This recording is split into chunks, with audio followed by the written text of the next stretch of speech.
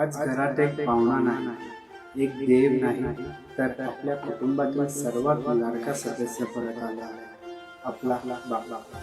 तर चला भक्तीने, प्रेमाने आणि आनंदाने आपल्या बाप्पाचा स्वागत करूया.